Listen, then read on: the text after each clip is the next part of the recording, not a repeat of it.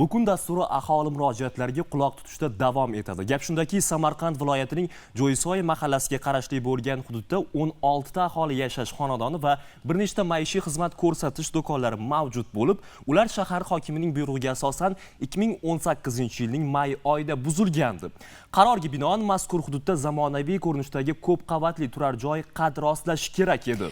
Quruvchi tashkilot va yashash xonadonlari buzilgan, aholi o'rtasida shartnoma ham tuzilgan. Kelishuvga asosan uylarni 1 yil muddat ichida bitkazish va bu vaqt mobaynida fuqarolarni vaqtincha yashab turishlari uchun ijara pullarini to'lash belgilangan. Ammo oradan 5 yil o'tsa hamki qurilishni yakunlanishidan darak yo'q. Chingiz Norqulov manzilda bo'lib, ikki o'rtada sarson aholi so'zlariga quloq tutdi. Marhamat, biz usti yaltiroq, ichi qaltiroq degan maqol nimaga ishlatilgan deb hayron qolar edim, ammo Jo'yquduq mahallasidagi mana bu qurilishni ko'rgandan so'ng bu maqol haqiqatdan ham joyida ishlatilganligiga guvoh bo'ldim. Chunki fasad qismi ko'rgan bo'lsangiz tayyor bo'lgan, ammo orqasida hali g'isht ham qo'yilmagan. Tomi yo'q hali. Hali yana 5 yil ketadi deb bo'lmaymi? Shunaqa ketsa agar. Shartnoma qanday bo'lgan sizlar bilan? Shartnoma 1 yil degan. Ikkita uy, bitta magazin, bitta podval beraman degan edi. Shu hozir shunga keldik, hozirgacha darak yo'q lekin.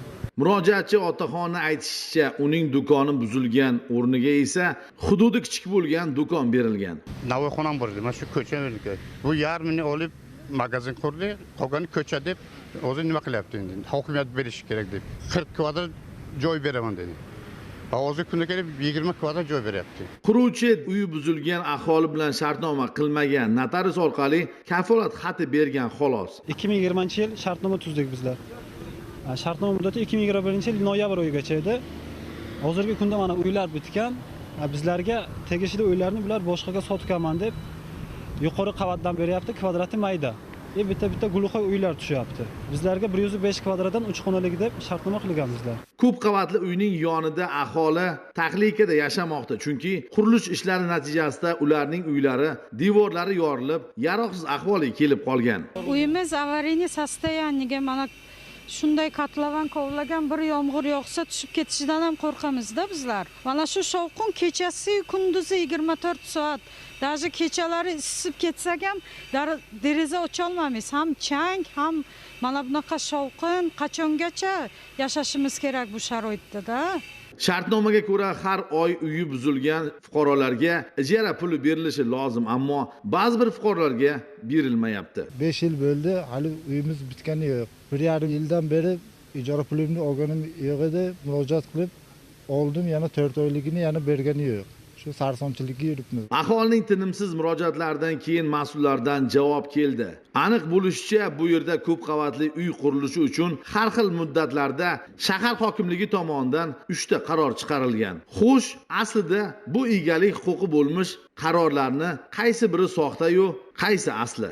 Shahar hokimining 2020-yil 11-maydagi 247 Q sonli qarori bilan mavjud hovli joylarning binolarini qonunchilikda belgilangan tartibda ko'chirish sharti bilan yer maydonida 5 qavatli turar joy binosi qurishga ruxsat berilgan. Buzilishga tushgan uy joylar evaziga tovon tariqasida yangi quriladigan turar joydan xonadonlar berish bo'yicha Servis Ulug'bek yulduzlari maslahatchi cheklangan jamiyati rahbari hamda fuqarolar o'rtasida shartnomalar tuzilgan va belgilangan tartibda tasdiqlangan.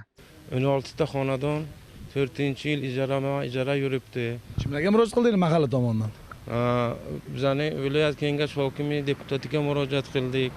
Mana kecha ham kengash a'zolari bilan murojaatimizni deputatimizga jo'natdik, hali ijobiy hal bo'lgani yo'q.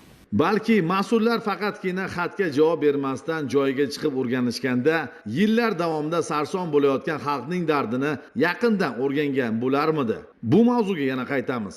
Bu kun Chingiz Norqulov Mashhad bo'lajib, Samarqand.